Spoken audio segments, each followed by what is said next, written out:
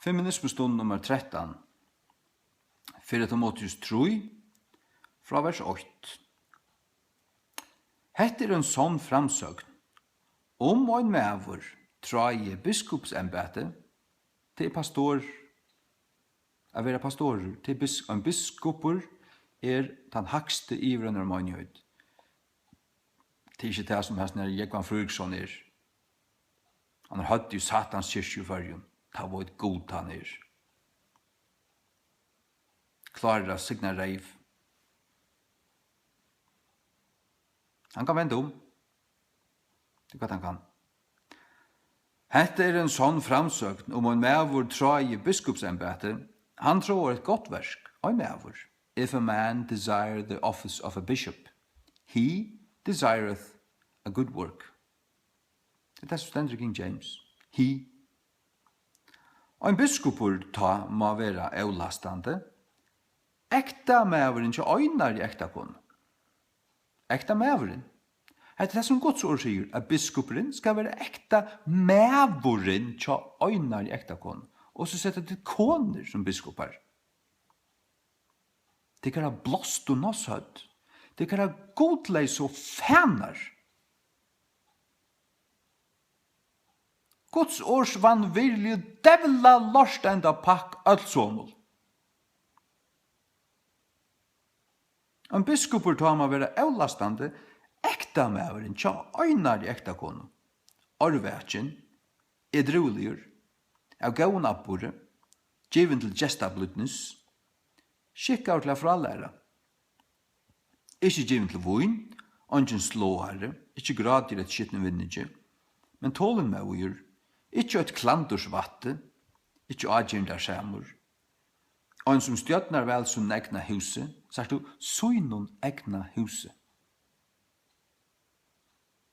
Så les tås av Bibelen. Mæveren herre i huset, han øyer huset.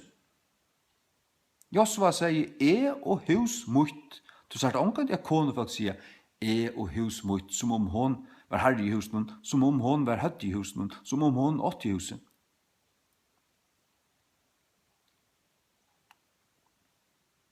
Stjøtnar vel sønnen egna huset, han stjøtnar vel sønnen egna huset. Hevande bøtten sønnen i undergjønnen vi atler sømmasevne. Til om han med vår vet ikke hvordan stjøtnar øyer sønnen egna huset, hvordan skal han teka seg av kyrkjegods? Ja. Han skal stjøtnar vel sønnen egna huset. Han skal bøtten skulle akta han. Det skal være skil i hans huset, hans høyme. Hvis han ikke teka seg av sønnen egna høyme, så kommer han helst ikke teka seg av kyrkjegods, det sier seg selv.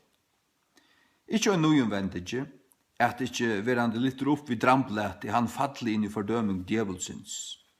Her er trett må han, sagt du, han, ikke hon, han, her var godt ommeldig av tøymon som utanfyrir, at ikke han fattelig inn i vannæro og snerro djevelsins.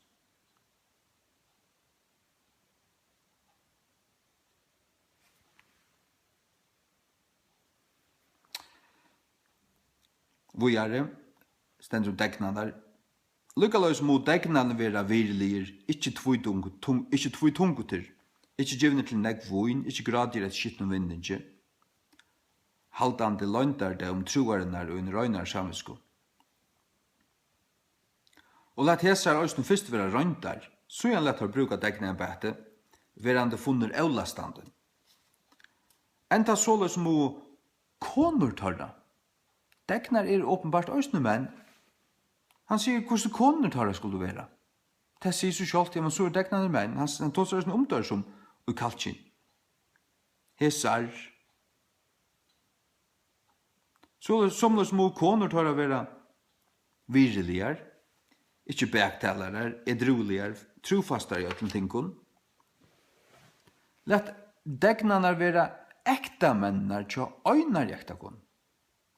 Stjøtnande vel, når stjøtnande bøttenen søgnen og egne husen søgnen vel. At du tar sam her, tar av bøtten og tar av egne hus. Du tar som brukt av at egne embete vel, utved til sin kjølsånd er gaua støvo, og mykje dirvi i trunne som er Kristi Jesus. Det er Guds ord som sier det her. Og jeg trykker for Guds ord, god til vi rett, og min samtøy er lengt ute.